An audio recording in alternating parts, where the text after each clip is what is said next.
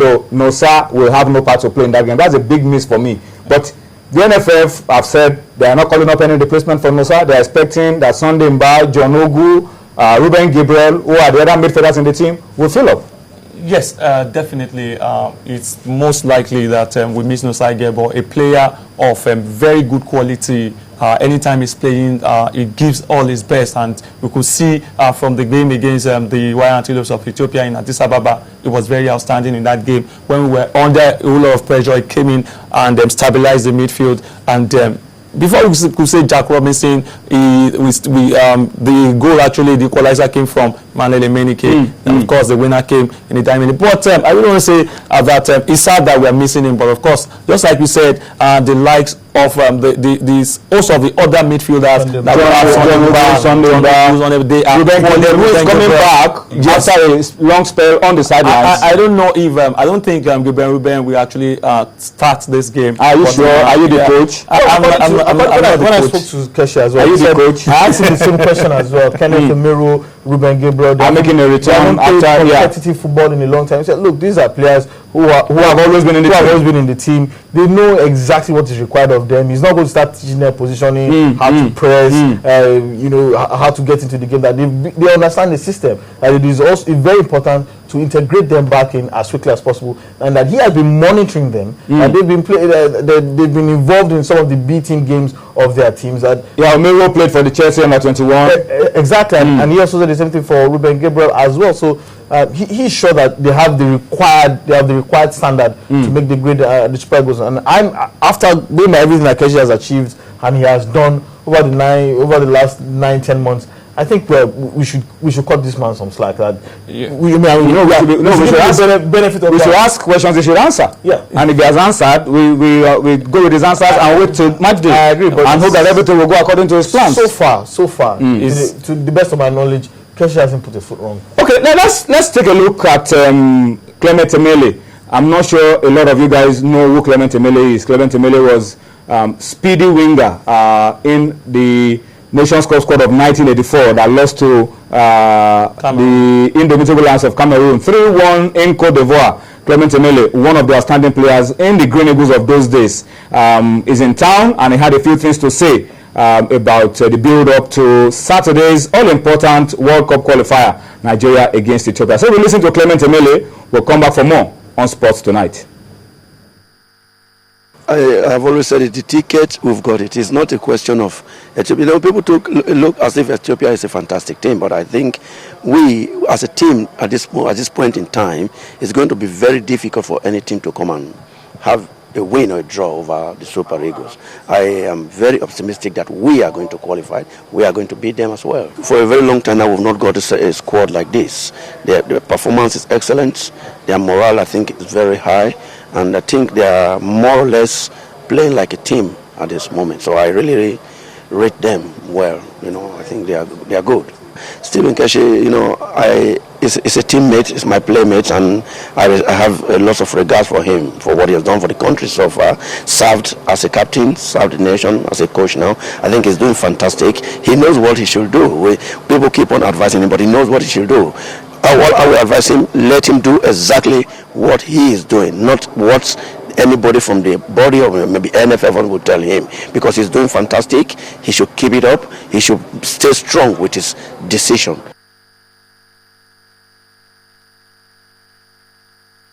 All right, so that's Clement Emele drumming up support for Super Eagles coach Stephen Keshi, drumming up support for Nigeria in that interview. Interesting facts about Clement Emele. The father of Toto Tamus. Toto Tamus to play for us at some point. Is he not the first black person to play for Israel? I'm not sure. In the Israeli league? Yeah, he played in the Israeli league. He actually played for the Toto Tamus. He played for the national team of Israel. We wanted him to play for Nigeria, but Clement Emele couldn't convince him to play for Nigeria. Toto Tamus, you remember him? Yeah. Where is he now? Does he still play for Toto Tamus?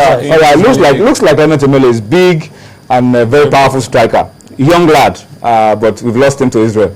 No problems. We will have other players who will fill in for us. Yeah. Our usual style on Sports Tonight, when we have a crucial game of this nature, World Cup qualifier, Nations Cup qualifier, we do our own little bit of mobilizing support for the Super Eagles in our own little way. And tonight, we're starting it. Our official countdown to the 2014 World Cup qualifier, the Super Eagles of Nigeria against the Wire Ibex of Ethiopia, is starting on Sports Tonight this Monday. And today, it's 5 days to go. So as we count down to D-Day, you'll be getting it on Sports Tonight day by day. So 2014 World Cup qualifier playoff second leg, Nigeria versus Ethiopia, 5 days to go. The Super Eagles soared over the Wire Ibex on their own soil. Let's make the Eagles do it again in Calabar on Saturday. Wear green and white. Cheer the Eagles to Brazil 2014 World Cup. That's the message coming courtesy Channels Sports. That's our own way of telling everybody, go out there. One more push. Push this team to the World Cup. One more push. We're so close to it now. We can feel it. Cheer ceaselessly. Yeah. Yeah. Cheer ceaselessly. Non-stop. Just push this team through. We're almost there. Kunle, we're almost there. One more push. Of course. I'm sure the fans are actually waiting, and anytime we're coming back, it's always action-packed. The fans are always so excited, and of course, the importance of this match is so pronounced that, you know, everybody must have to come into the stadium and cheer the Super Eagles to victory. We cannot afford. We hold haze right now. We are leading. We won the first leg by 2-1. Yes, it should be a very easy one. But of course, if you are looking at, if you're judging from what the Ethiopians are saying, most of the players, the strikers are boasting. They said they will come to Nigeria and put the chestnuts out of the fire. But of course, the Eagles knows their onions. They know what to do. The Keshi and everybody knows. They boasted more when we were going to Addis Ababa. They said more than that. They said more than that. They said, so it's not a new thing to boast. Of course. We'll take them to the climax. Everybody boasted. All right, so we are used to it. But, you know, to talk to us on Twitter tonight, we're introducing the hashtag Ethiopia must fall again.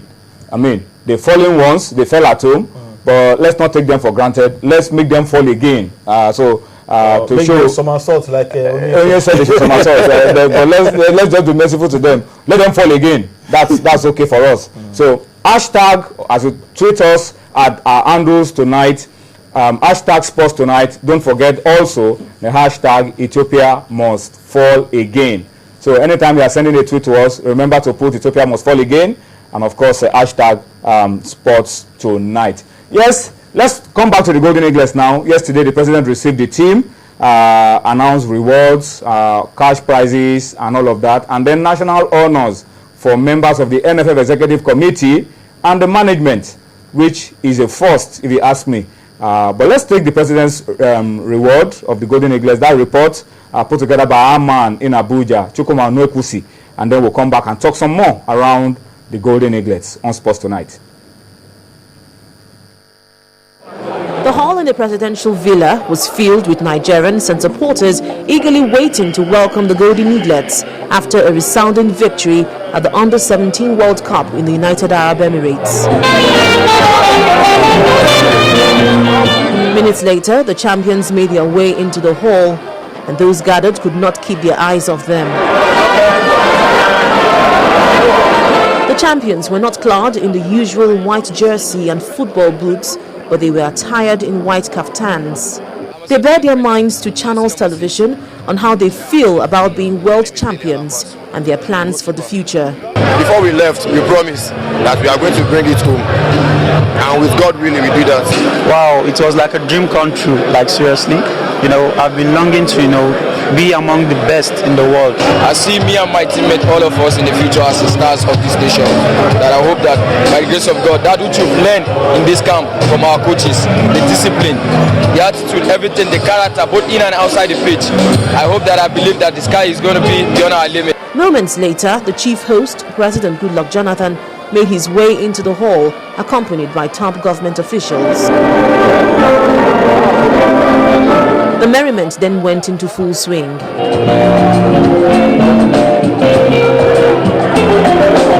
President Jonathan was full of deep appreciation for the team over the feat in the World Cup. He announced what the federal government had in store for the team and their handlers.